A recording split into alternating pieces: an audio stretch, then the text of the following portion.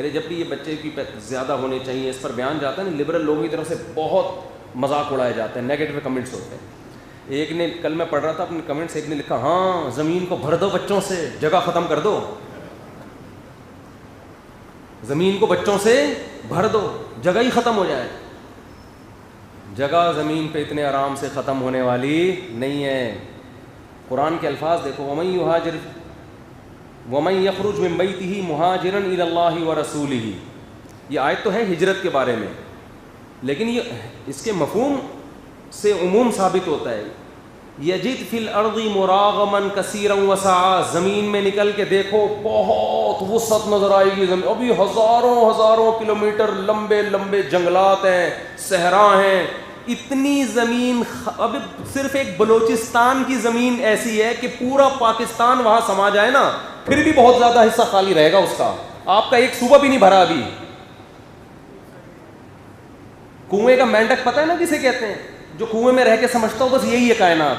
ان liberal لوگوں سے کہتا ہوں ذرا نکل کے دیکھو. اصل میں دیکھتے ہیں مگر آنکھیں اندھی ہوتی ہیں. قرآن کیا کہہ رہا ہے, آنکھیں اندھی نہیں دل اندھے ہوتے ہیں. قرآن کہہ رہا ہے فَإِنَّهَا لَا تَعْمَى الْأَبْصَارُ وَلَكِن تَعْمَى الْقُلُوبُ الَّتِي فِي الصُّدُورِ. آنکھیں اندھی نہیں ہوتی, وہ دل اندھے ہو جاتے ہیں جو سینوں میں چھپے ہوئے ہیں. اتنی بڑی زمین ہے, اتنی مسقط. میں گیا عمان, بندے شاٹ ہیں, زمین ہی زمین, اتنے بڑے بڑے اربوں کے گھر, ہزار گز کے تو لازمی گھر ہیں.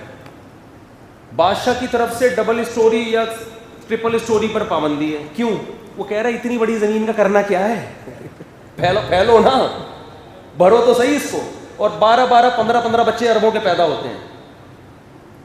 1000 سال سے مسقط کو بھرنے کی کوشش کر رہے ہیں, 5% یا 10% بھی نہیں بھرا ہوگا اب تک. اتنی بڑی زمین ہے. اللہ نے جب زمین کو بنایا تو اللہ کو پتا تھا پہلے سے, وَقَدَّرَ فِيهَا أَقْوَاتَهَا. اللہ کہہ رہے ہم نے انسان سے پہلے انسان کی ضرورتوں کا سامان زمین میں پہلے پیدا کیا ہے کہ کتنی اسپیس چاہیے, کتنے بچے پیدا ہوں گے, اور ان کی کتنے خوراک کے ذخیرے زمین میں دفن کرنے ہیں. عزت دار میزبان وہ ہوتا ہے جو مہمان کے آنے سے پہلے گھر میں گنجائش بھی دیکھتا ہے کہ میرے جو ہے نا وہ مہمان خانے میں 100 افراد بیٹھ بھی سکتے ہیں کہ نہیں سکتے. مہمان 200 بلا لیے اور آپ کی بیٹھک میں 5 آدمیوں کے سے زیادہ کی گنجائش نہیں ہے, تو یہ میزبان پر تانا ہے.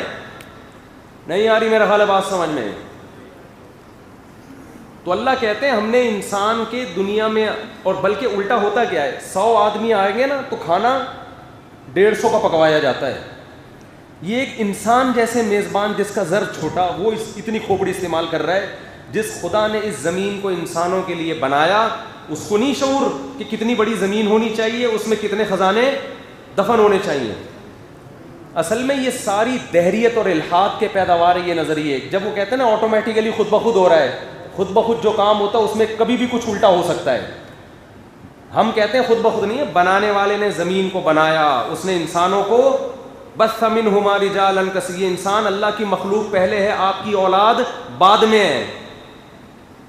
کافر کہتا ہے یہ میرا بچہ ہے میں پالوں گا. ہم کہتے ہیں تیرا بچہ ہے لیکن مخلوق اللہ کی ہے, تجھے بھی اس اللہ نے پالا, اس بچے کو بھی کون پالے گا.